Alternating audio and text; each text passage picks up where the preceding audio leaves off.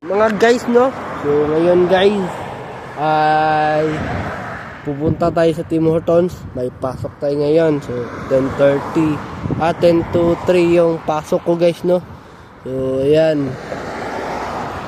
Tapos, pagkatapos ng trabaho ko, pupunta ako sa West Edmonton Mall. Tambay muna ako doon, kakain. Tapos, pupunta na rin ako sa Westmont, tapos Edmonton Chess Club guys. So ayan guys, no,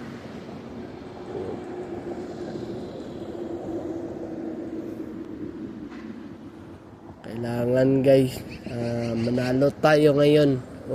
Mamaya pala guys, ang goal natin ay 1 yung score. Kung hindi kaya guys, kahit tablahin ko na lang, at least may 1 ako na score guys, no. May 1 ako na score guys. Ayan guys.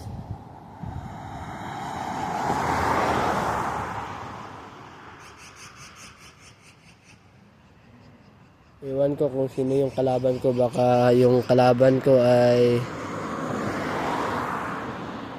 baka nasa board 1 ako ata. Board 1 kasi ewan ko, or nasa board 9. Nandyan lang kasi tabla. Okay lang kung panalo ako, nasa board 1 ko lang ako. Kung board 1, kung 1 yung score ko guys. So ayan guys, ayan, mainit, tapos mahangin guys. Mas malakas pa yung hangin guys sa init guys, no. Ayan guys, 24 pa darating yung bus guys, no. 52. Ayan guys, pang 202 na ito na videos guys. Ayan guys,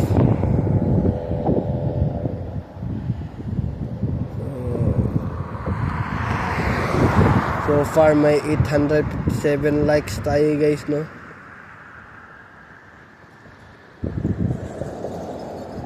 Ayan, may 10 comments tayo, may 6,000 watch hours tayo.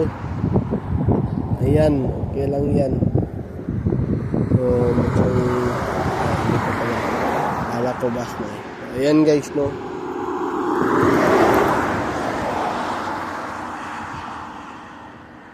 Ayan guys,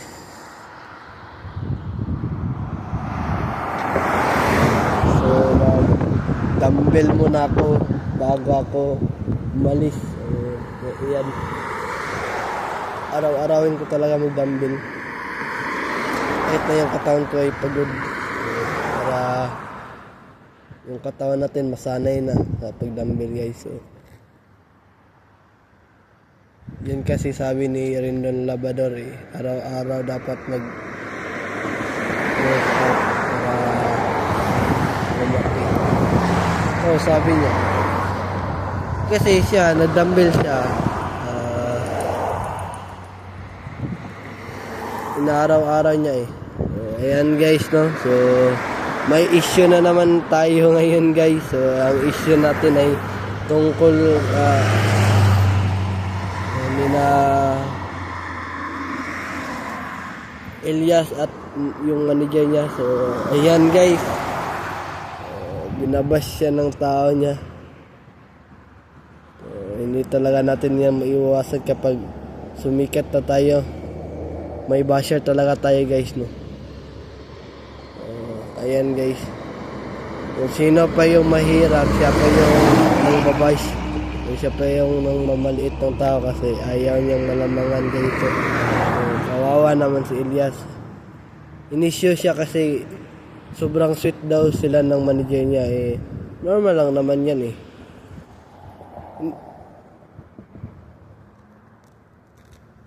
Kasi manager niya yun, kasi inalagaan din siya sa kanyang kalusugan guys. So yung mga tao, may nakita kong nag-comment sa Facebook, baka may something daw kay Elias at manager. So yun ang umusga guys. Basta ako guys, Payo ko lang sa inyo, baguhin nyo na yung ugali nyo guys.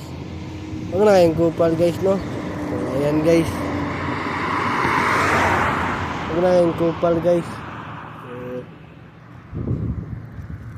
Ayan guys, no? Hindi yan totoo guys, pictures yan guys. Dito muna tayo ngayon guys. Paki-subscribe sa aking YouTube channel na Aaron Caraldi. At huwag kalimutan pinutin ang notification bell na all para updated kayo lagi sa aking mga vlog. Have a wonderful day and have a nice day.